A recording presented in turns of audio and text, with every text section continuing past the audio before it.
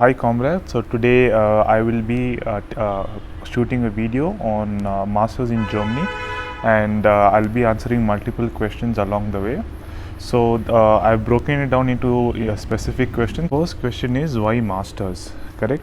So the number one reason would be for better employment, right? So generally people who come for masters, right, they generally come from a lower rank country in the GDP wise, or in the PPP, which is purchase power parity, or even the GDP per capita.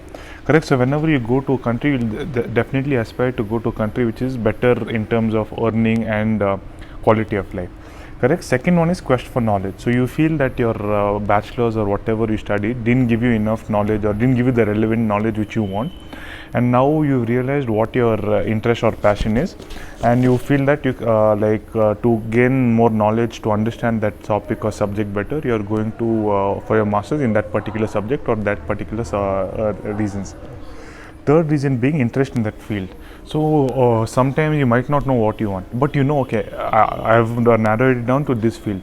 In this field, I'm not sure where I want to go, but I know that if I go into masters, I'll get into the depth of the subjects in this field only, which I feel I'm comfortable with, which I feel I like, and will get into in-depth knowledge. Fourth one, this is very reserved for a very narrow range of people, which is to go into academia, to go into teaching, to go into the professor route.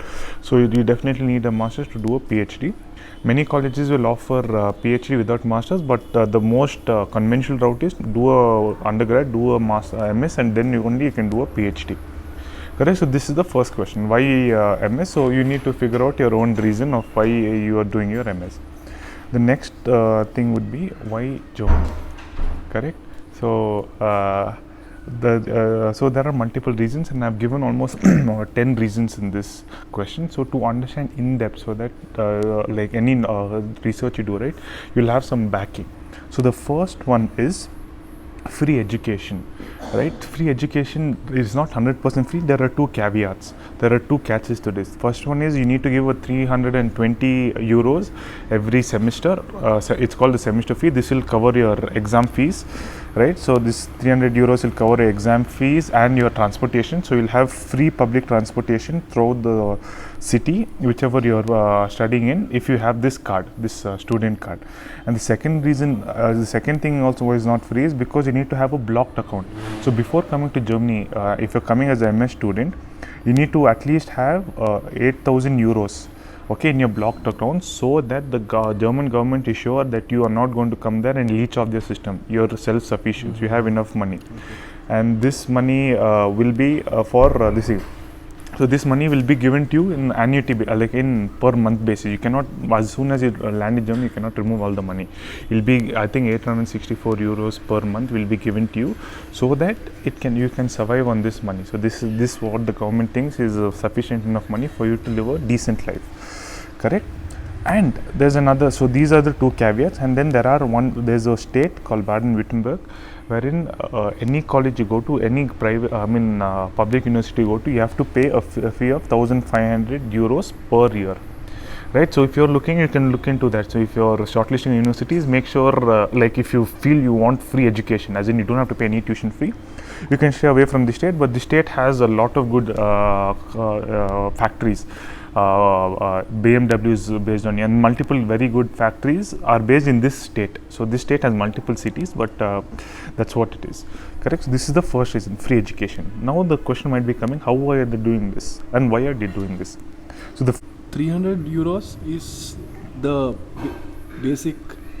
Yeah, this is like your examination fees you had, no, in your. That's all. That's all you need to pay. And again, this blocked account is there. So right? So again, you need to have this. That your living expenses is not.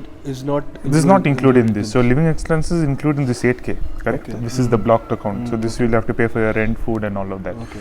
So basically, when you're going there, you're self-sufficient. You're not. So basically, when you're going there, you're self-sufficient, right? So 300 plus 8,000 euros will take care of your expenses. Okay. So 300 euros is around money. So if you have to say 300 euros into 80, it will be approximately around 24,000 rupees. That's it. That's it. This is per semester. Per semester. right? And this will cover your one thing I forgot education to will cover. so one thing I forgot to tell about the 300 euro fees is it'll also cover your transportation, and it'll also so whenever you take a Deutsche Bahn or ICE, right, or that is basically a train, like in India how we have our IRCTC, so you'll also get a student discount on the fare. We'll give a special offer, and if you have this card, right, this 300 euro card, you'll basically have a lot of savings wherever you go. Any theme park you go, any museum, wherever you go, right, they'll have some discount off for the student, and this you can prove you're a student only if you have this semester card. So it basically pays for itself over. Correct, you don't have to worry about this is waste. So it basically means it's free. But yeah, blocked account also, the government is not taking any money. This blocked account is for you and you or yourself. No one is going to come and take extra money. Okay. So other states don't have this 1,500. No, but there are thinking about it, but till now, no. Okay, sure. Okay, so so how are they doing this, right? So the first, so now a question might be coming, how and why are they doing this? So let us answer that, because it's always important to know everything before you take a big decision, especially like a master's, correct? So you don't want to go into a country where they lock you up for 5 years, or they put you in a bond for 5 years wherein you cannot come out even though you don't like the working conditions and all of that. So let us get into the depth of it. First reason being, Germany and general Scandinavian countries, the Western European countries, have very, very high tax rates, right? So from 28 to I think even Denmark and Sweden it's up to 50%. So whatever you earn, half of that goes to the government, right? So higher taxes. So this is the way they are able to fund their public infrastructure, be it hospitals, be it their colleges, or be it the road infrastructure, right? So German are also very famous for the Autobahn, wherein you don't have any speed limits.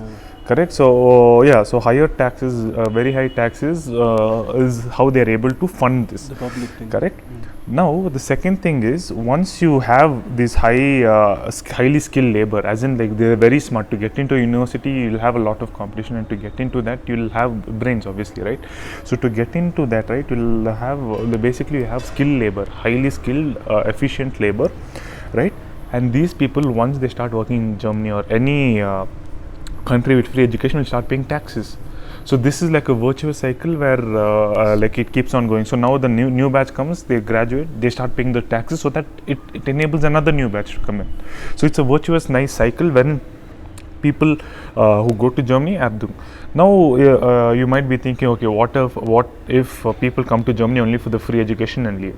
That is a very valid point, and for this I would say this encourages a knowledge-based economy. So when you are in Germany, right, you'll definitely contribute. You want to contribute. You want to make sure that your master's is worthwhile. So how are you going to do that? You're going to collaborate with people. You're going to collaborate with researchers. You're going to collaborate with teachers. You're going to give ideas. You're going to exchange ideas. So what this will enable is, see again, knowledge is gained by sharing, correct? So even though you might not pay taxes back, right, you're contributing back to the knowledge economy. Right, you're contributing back to the ideas and possibly even the patents, which will earn the country money over a long period of time, correct? So that is why, so that is one aspect of looking at it, correct? So and also this is a very interesting fact. Since we are on the knowledge-based economy topic, Germany has the second most number of PhDs in terms of number all over the world after US. So even though it is 1/10 or 1/12 the size of US, Germany has second most number of PhDs. So this shows how a knowledge-based economy works. It attracts the top talent, the most the smartest thinkers in the world to come and work in your country. And when they do, you have world-class organizations like Bosch, Mercedes, or for example even Mercedes-AMG, who are dominating the Formula One scene, which is the pinnacle of motorsports. So when you have such smart people, right, who dedicated people in the economy, then it helps the economy in multifold ways, correct? So the fourth one being, so how are they doing it so cheap? So basically the research labs in the German universities and the library is not owned by the universities, it is owned by the government. So with the library, right, so basically in your library you'll see other citizens of the city also using it, utilizing the resources and all of that. So that does put some strain and some crunch on the resources, but this is how they're able to keep the cost low and give you a free education. Right, when library and resource, so when you have library and when you have resources, right, that's where a lot of money is being pumped in to make sure you have the latest textbooks or the latest literature, so that the student is well aware. So when you have a library, when the library is owned by the government, they can make sure that not only the students benefiting, as in the students who are getting free education, but the whole public itself is benefiting from it. Correct. And second one being research lab. So research, there's a lot of Fraunhofer institutes. So whoever is watching this video, they can just Google Fraunhofer and see how many list of institutes are there. So this is basically run by a public-private partnership.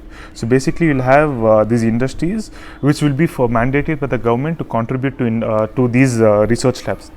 So that's where the funding for the research comes. And why are the companies doing it? Because apart from the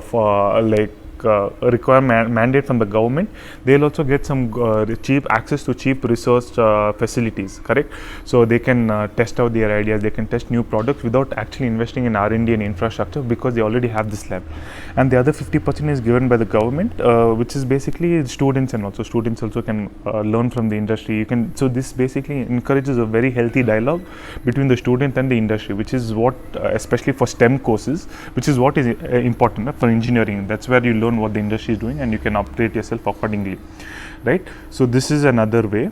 And the last final point is, this might be a turn off for many, is the high professor to student ratio. So ideally, right, so 15 to is to 1. So every 15 students there should be one professor, whereas in some German universities, rumor that up to 200 students will be sitting in a huge hall and there will be one professor teaching. So for people who want specific attention, or for people who want that connection or bond with the professor, it might be a little harder. But again, that's the cost you need to pay for free education, free as in the in inverted quotes. The fourth and the fifth reason, right, because the research is separate and they have high student to professor ratios, why German universities do not rank very highly in the world rankings.